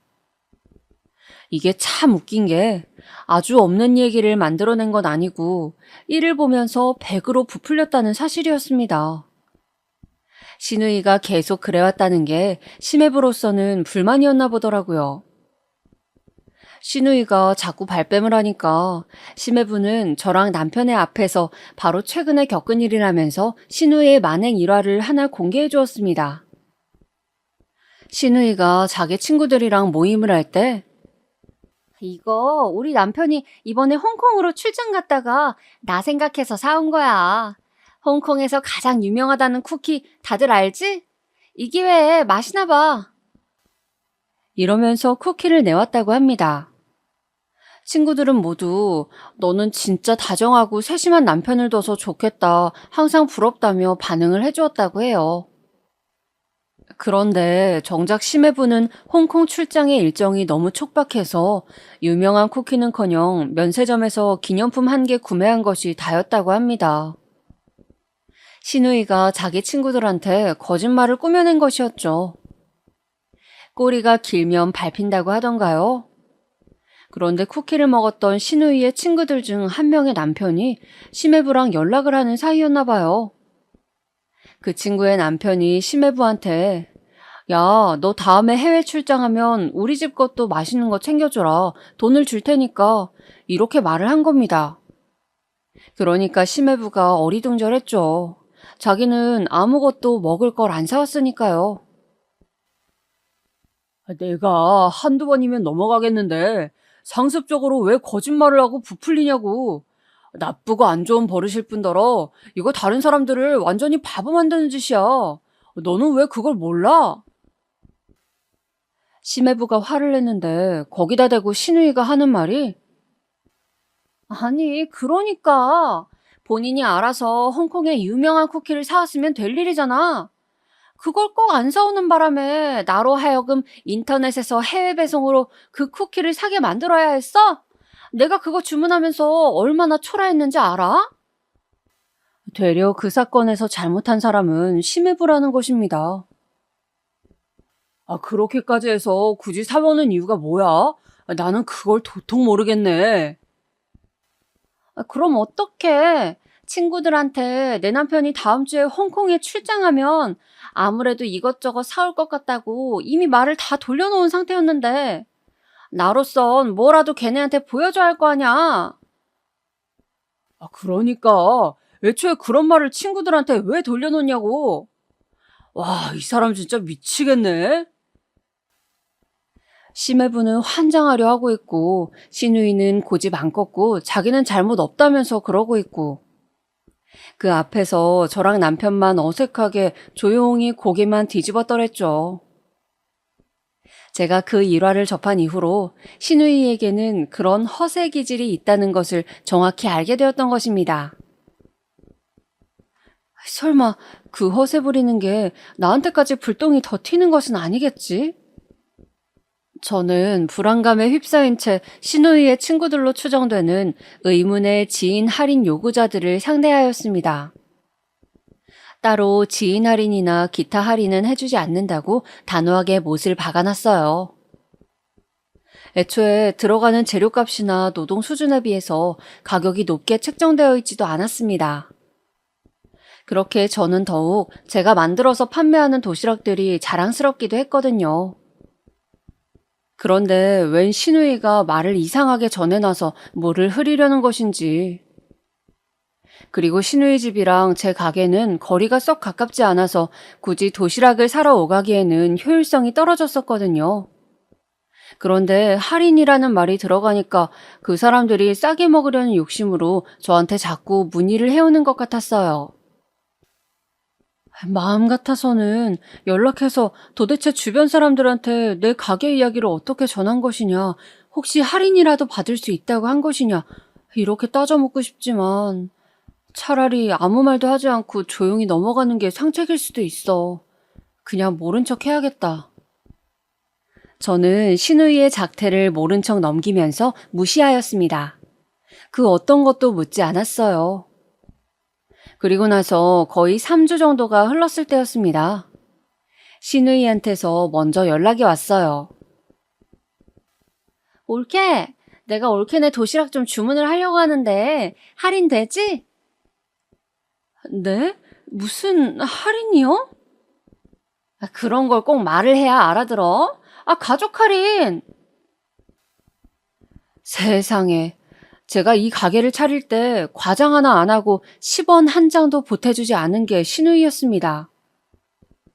가게 오픈을 하고 나서 심해부가 일부러 주문을 넣고 매상도 올려주면서 인테리어 소품으로 쓰라고 선물도 보내오긴 했었는데요. 절대 신우이한테는 말하지 말라면서 그랬다가는 난리 난다고 저한테 입단속을 철저히 시켰습니다. 저는 당연히 입을 다물었고요. 그러니까 심해부가 독단적으로 신우이 몰래 제 가게 오픈을 축하하면서 선물을 주었을 뿐이지 신우이는 일절 뭐 얹어준 게 없었다는 겁니다. 얹은 거라면 있기는 했었네요. 딱 보니까 한 달에 주문 10건 정도만 들어오게 생겼고 계약 기간 채우면 다행이고 그 전에 무조건 당해서 문 닫을 것 같다는 그런 악담을 저에게 얹어주긴 했었습니다. 도시락 먹고 싶으면 편의점 가서 4,000원 주고 골라서 사 먹을 것이고 한 끼 밥이 사 먹고 싶은 것이면 분식집이나 백반집을 가면 되는데 사람들이 저의 도시락 가게를 이용할 리가 없다면서 자기 딴에는 각종 이유를 들어서 제 가게가 망할 것이라고 예언을 했어요. 하지만 저의 가게는 신우이의 강력한 예상을 깨고 제가 기대했던 것 이상으로 비상하고 있었죠. 그 사실에 겸연쩍어하거나 미안해하기는커녕 대뜸 가족 할인을 입에 올리다니. 이건 해도 너무한 것이었습니다. 제가 워낙 낮은 마진으로 판매를 하고 있어서요. 따로 할인은 어려울 것 같아요. 그리고 죄송하지만 제가 많이 바쁠 만큼 장사가 잘 되고 있어서 아쉽게 손 벌리고 싶지도 않고요. 제가 조용히 말씀드렸더니 신우이가 저한테 신경질을 내면서 먼저 전화를 끊더군요. 이만하면 알아들었겠지 싶으면서도 마음 한켠으로는 심해부 얼굴 봐서라도 한 번은 해준다고 할 걸 그랬나 싶기도 했습니다. 왜냐하면 가게를 오픈하고 나서 신우이한테 제 도시락을 가져다 주거나 따로 초대를 한 적은 없었거든요. 그 점이 내심 캥겨왔었어요. 너무 정없게 굴었나 싶어서요. 괜히 불편한 마음을 가지고 지내던 때였습니다. 다시 신우이한테서 연락이 왔었는데요. 시조카가 소풍을 가는데 도시락을 맞춰줄 수 있냐는 것이었습니다. 애들 도시락은 자신 있으니까 단번에 알겠다고 했어요. 그럼 30명 도시락으로 좀 부탁할게. 네? 30명이요? 저는 도시락 한 개인 줄로만 알았는데. 올케 그 훌륭한 도시락을 딸랑 한 개만 어떻게 주문해? 그리고 반 친구들한테 우리 딸이 자랑할 수 있는 좋은 기회잖아. 그러니까 좀 부탁해. 너무 황당했는데 제가 만든 음식을 맛있게 먹었던 시조카의 얼굴이 떠오르면서 알겠다고 수락을 해버렸습니다. 이것으로 마음의 짐을 덜고자 하는 계획도 있었죠. 30개 주문을 받는 바람에 다른 주문들을 덜 받게 되었어요. 게다가 30개를 웬만하면 구성을 통일하여 모양새도 비슷하게 내놓아야 했기 때문에 신경 쓸 게 이만저만이 아니었습니다. 무조건 완벽한 도시락을 해내야겠다는 일념으로 그 당일까지 제가 스트레스를 받아가면서 준비하였어요. 마침내 그 당일이 되었을 때 이른 아침 시간에 신우이가 제 가게에 방문하였습니다. 올케, 어째 딱 맞춰서 준비를 다 해놨네. 나 이거 차에 싣는 것 좀 같이 해주라. 저는 군말 없이 예쁘게 포장한 도시락들을 신우이의 차에 옮겨다 주었죠. 신우이는 지금 카드밖에 없는데 어떻게 가족끼리 카드 결제를 하냐면서 이따가 계좌이체를 해주겠단 말만 남기고는 홀연히 떠나버렸습니다. 원래는 어제까지 입금을 해준다고 했으면서 기어이 당일날이 돼서 도시락을 가져갈 때까지도 입금을 안 하는구나. 나는 그냥 카드 결제 받아도 되는데 왜 혼자 저러는 건지. 머리가 지끈거렸지만 어쨌든 대형 건수를 해결했다는 생각으로 홀가분했습니다. 만들어낸 결과물이 만족스럽고 자신 있기도 했으니까요. 그렇게 해냈다는 생각으로 다른 작업들을 하면서 시간을 보냈습니다. 그런데 그날 오후 신우이에게서 어처구니 없는 소리를 들었습니다. 올케. 혹시나 입금 기다리고 있을까봐 내가 말을 해주려고. 내가 웬만하면 돈을 주려고 했는데 오늘 직접 맛을 봤더니 영 별로더라. 보기만 그럴싸하지 먹을 맛이 안 났어. 애들 상대라고 너무 쉽게 생각했구나? 내가 맛을 볼 거라는 생각은 못했나 보지? 앞으로 더욱 정진하라는 의미에서 이번 건 돈을 안 붙일게. 화가 나다 못해서 막 웃음이 나더라고요. 제가 신우이한테 분명히 말했습니다. 헛소리 하지 말고 그냥 돈 붙이세요. 저는 어쨌든 돈 받아내야겠으니까요. 그랬더니 저한테 역으로 이런 욕 저런 욕을 해대더니 먼저 전화를 끊는 겁니다. 심해부가 알면 어쩌려고 또 저렇게 막 나가나 싶었네요. 혹시나 정말로 도시락이 맛이 없었나 싶어서 검색을 해봤더니 시조카의 같은 반 친구의 학부모가 자기 계정에다가 우리 아들이 오늘 귀여운 캐릭터 도시락이 너무 맛있어서 신이 났다네 이런 글을 올려놨더라고요. 그걸 보니까 저는 제대로 화가 나서 신우이의 허세를 꺾어놓기로 했습니다. 심해부를 통하지 않고 바로 시조카의 담임 선생님을 통하기로 한 것이죠. 안녕하세요. 학계동의 많은 마음 도시락 가게 사장이에요. 선생님 반에 윤설아 있죠? 윤설아의 어머님 박채희가 제 형님 되시는 분이에요. 형님이 소풍 도시락 30개 주문하면서 설아 몫으로 한 개만 결제했거든요. 나머지 29개는 각자 부모님께서 저한테 입금을 해주실 텐데 알고 보니까 제가 계좌를 전달 안 드렸지 뭔가요? 원래 도시락 박스에 계좌번호를 살포시 적으려고 했는데 제가 이렇게나 정신이 없네요. 선생님께서 제 계좌를 학부모님들께 공지하여 주시면 감사할게요. 전말을 확실히 모르셨던 담임선생님께서는 학생들의 학부모에게 해당 내용을 싹 다 돌리셨습니다.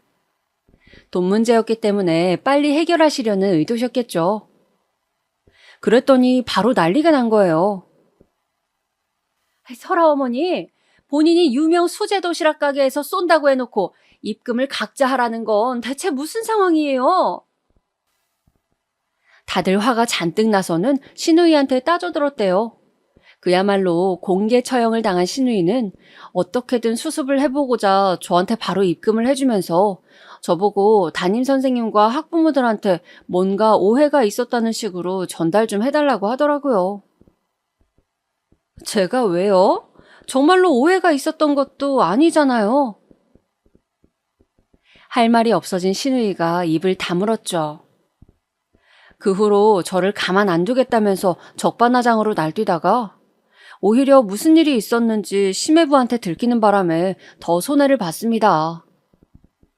심해부가 신우이한테 자꾸 이러면 당신하고 살기 힘들어진다고 했다나 봐요. 기세가 점차 꺾인 신우이는 더 이상 없는 얘기를 지어내거나 상황을 부풀리지 않게 되었답니다.